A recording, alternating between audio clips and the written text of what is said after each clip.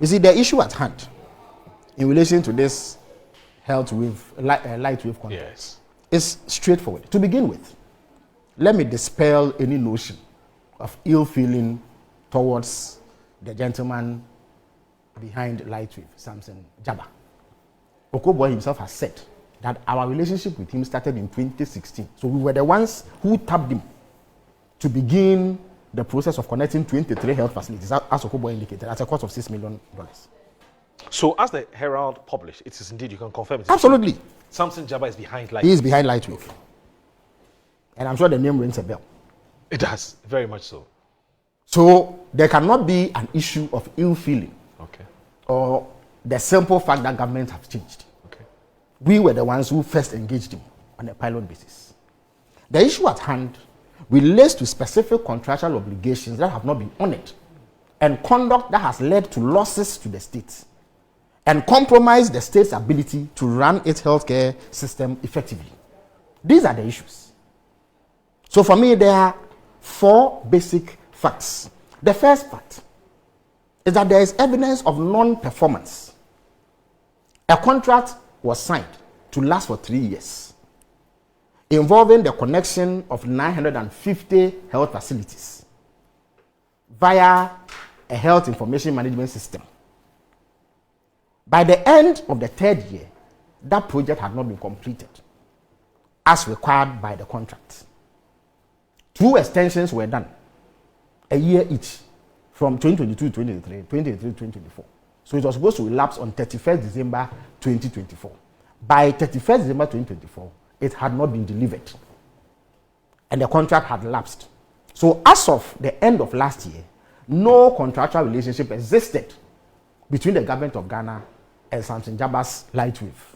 That is a fact that is not in dispute. That alone enables the government of Ghana to try alternative approaches. That alone, the fact that he could not deliver.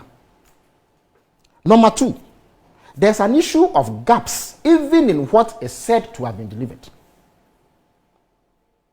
The major health facilities that Okoboy says have been connected to the tune of $77 million. The exact figure is $76.9 million. When an audit was conducted, it was found that there were gaps of up to $18.9 million in both the supply of the hardware, the software, and other services. So for instance, the contract stipulates that supply this kind of laptop, he brings you an inferior one.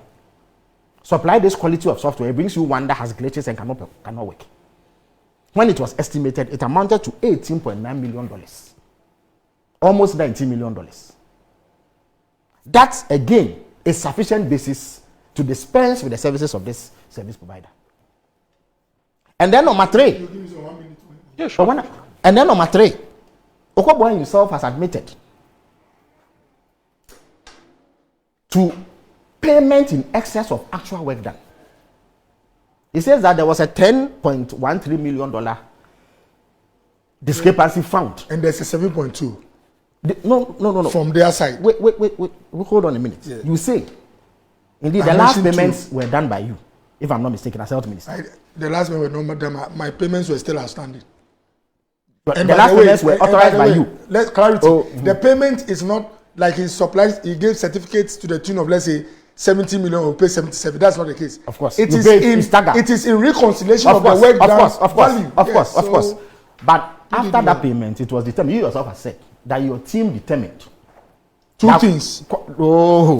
You are stating one. I can speak. We claim a surplus of 10. You cannot claim a deficit of. You as a government official cannot speak for Lightwave. It is up to them to make any claim. I'm speaking for what we did. We did this before we handled. These are from my notes. Good. So you must restrict yourself to.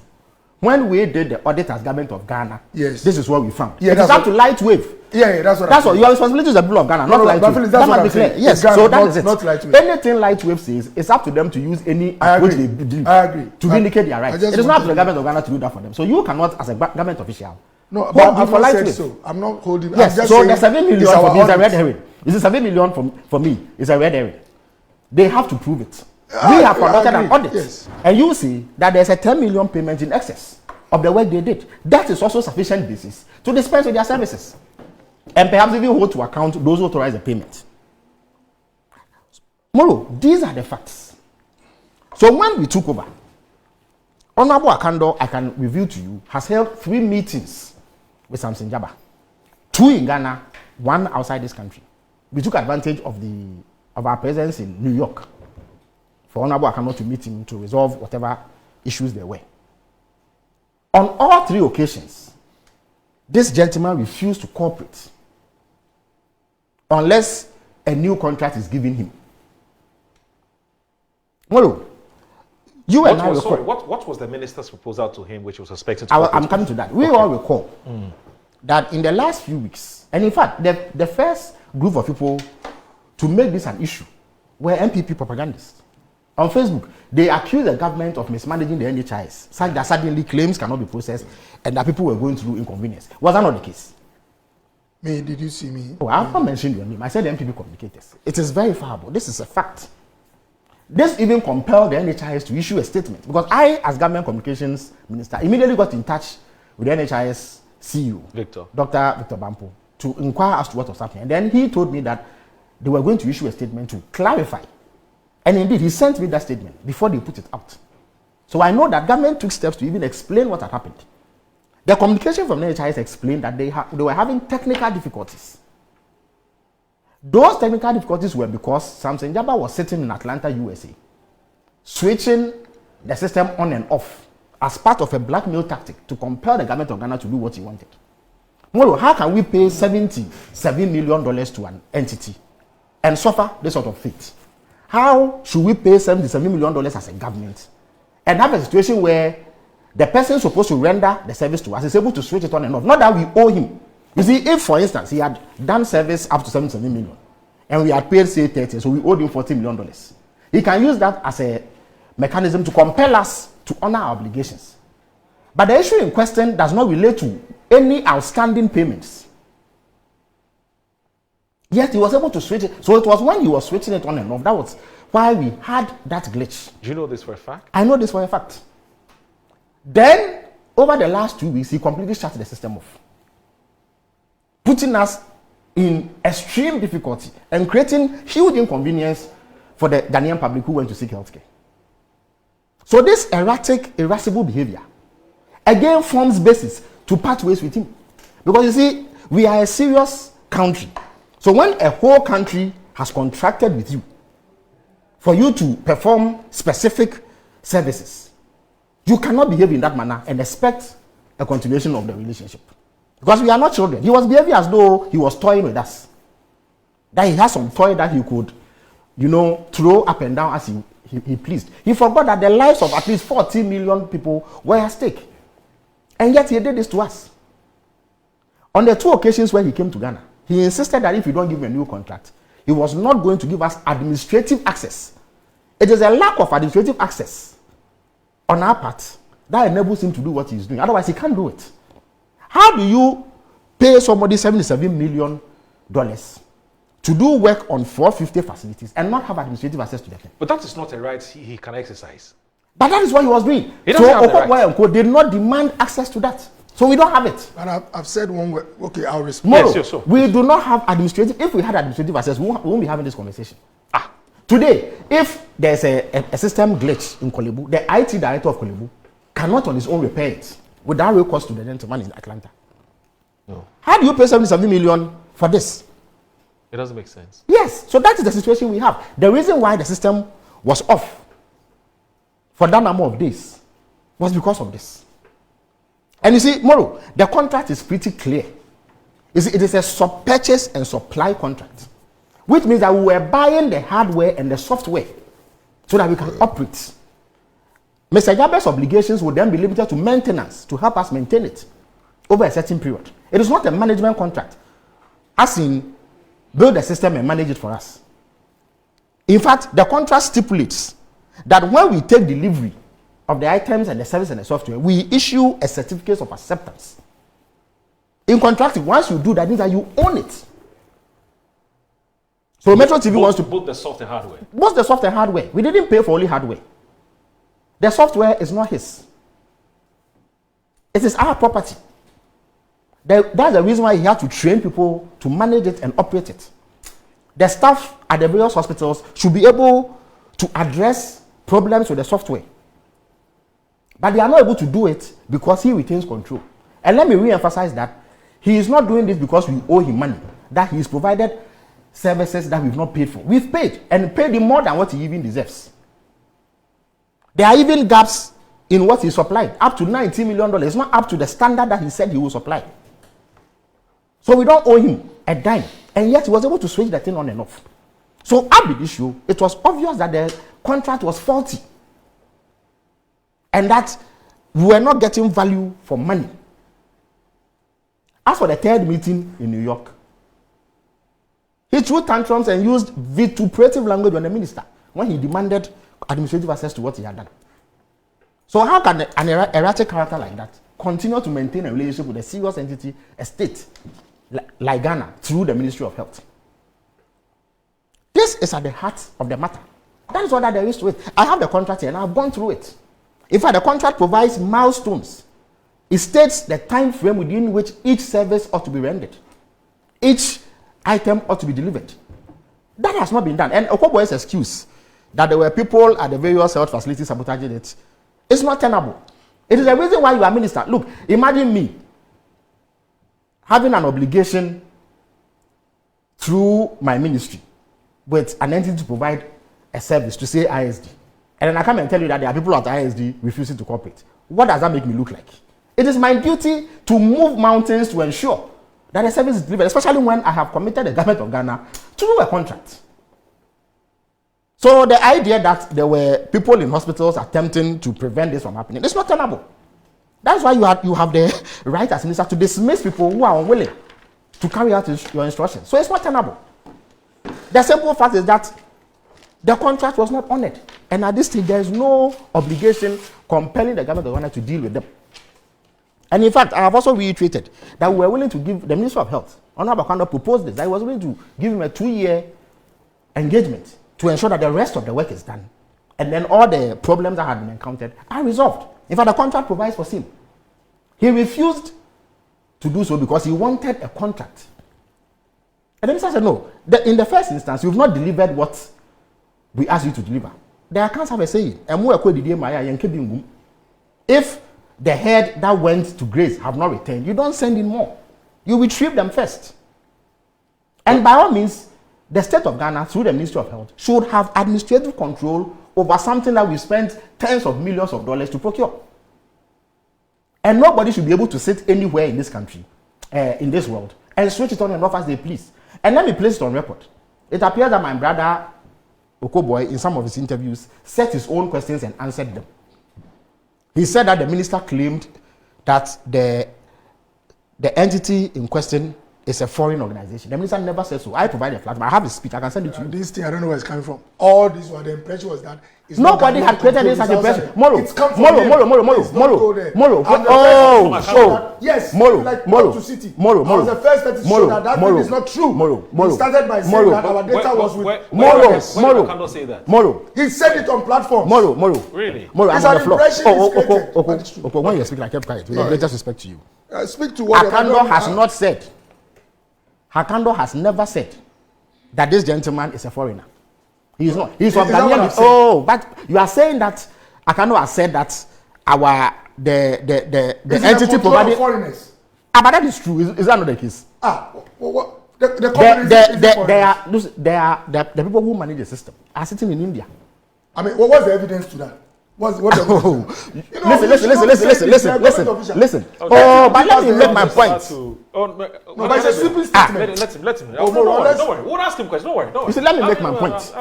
Moro, listen, Moro. You see, the fact is that the servers themselves don't mean anything. If I bring you a server, or you bring me a server that I cannot control, but you can control from anywhere in the world, you are holding me to ransom. That is the situation now. So it is true that there are servers and systems sitting in various health facilities and the Ministry of Health. But the government of Ghana does not have administrative access. When it turns it off, we can't switch it back on, despite the fact that we've paid for that service. So hold on. So Felix, when you say the data is sitting in India, what does that mean? The software that controls it That is what It's being controlled from India. is being controlled by people who work for him in India. Fact. Yes, that's the minister has found that out. He's put it out. But he has never said that the entity itself is a foreign company. Okay. I know Samson Jaba is of Ghanaian descent. I don't know whether he's a US citizen or not. But that for me is even immaterial. The fact is that there are obligations that he must fulfill that he has not fulfilled. And how Okoboy and his colleagues in the MPP at the Ministry of Health at the time were able to put us under the control of such an entity is mind-boggling. How do you do that? And for emphasis, Moro, it is a purchase and supply contract. The contract is clear. I can send it to you. It's a 58-page contract. And you will see clearly that the wording of the language is clear. You see, we are paying consideration for a purchase and supply. Yet, after we've paid all the money, we can't control even the ones that he has done. Forget about the ones that he has not done. And then the outstanding $19 million that we've detected, that was actually not dealt with. That was actually not delivered. It's another matter. And then the $10 million has been paid in excess of what has been done. It's another matter. So in the light of this, the only remedy available to the government of Ghana is to draw lessons from this and have a system that we fully and effectively control, even if we outsource the building of it or the procurement of it to private entities.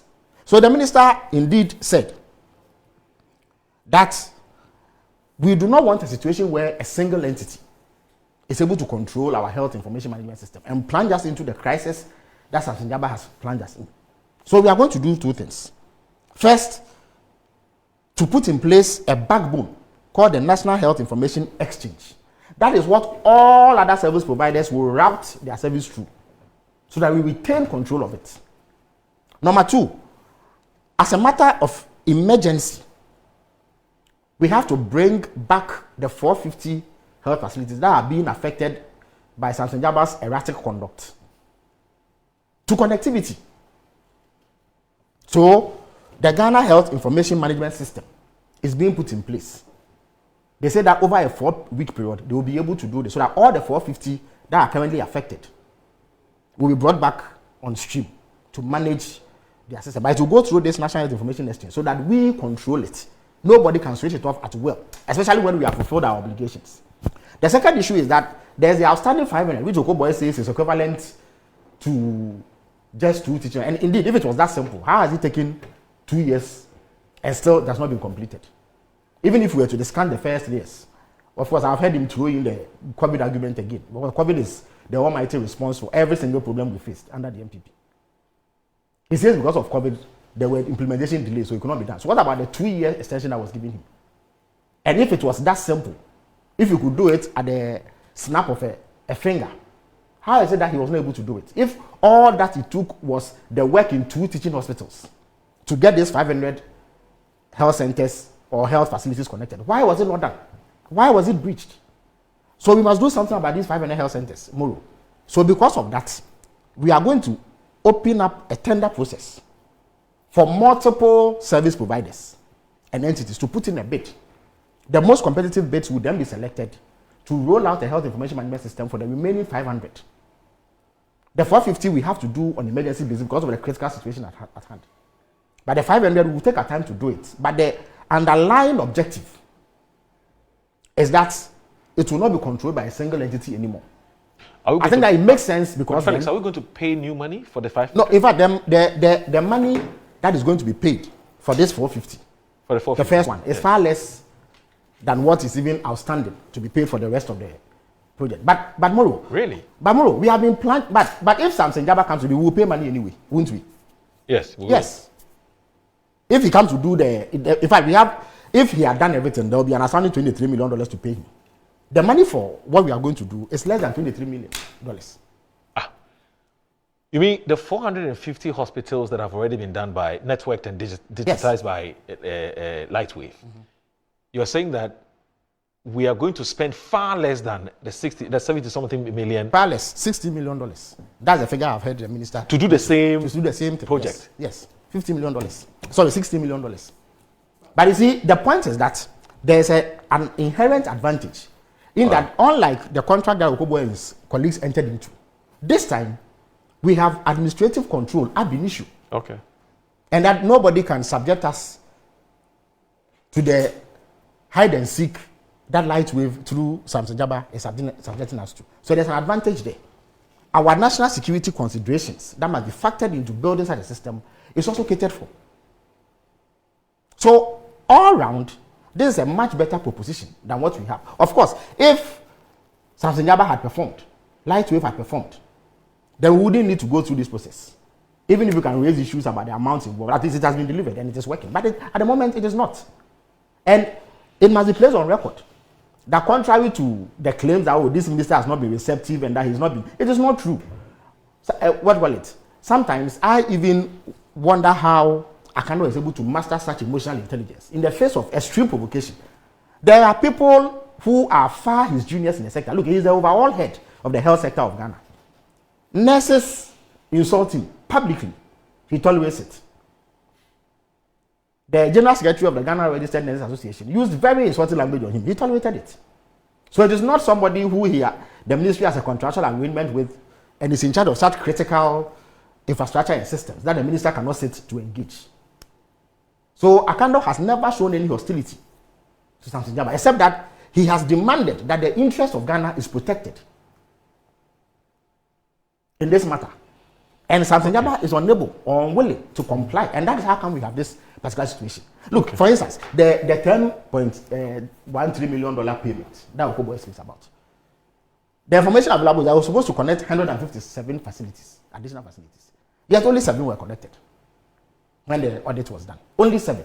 The 150 are outstanding. And yet he's received $10.86 million for it. $10.13 million for it. So there is no way that this situation can be allowed to fester. So to conclude, let me reiterate the key issues. 4 issues. First, there is no issue of a predetermined dislike for Lightwave because we were the first to engage him. If we had any problem with it, we wouldn't engage him. Number 2, there is absolute certainty about non-performance despite 2 extensions to the deadline. There is the issue of the gaps in the performance that is said to have been delivered, amounting to $90 million. This is contained in an audit. Indeed, when the minister appeared at the Government Accountability, he came with 2 experts. One of the experts actually showed the audit and broke down the issues to the hearing of all Ghanaians.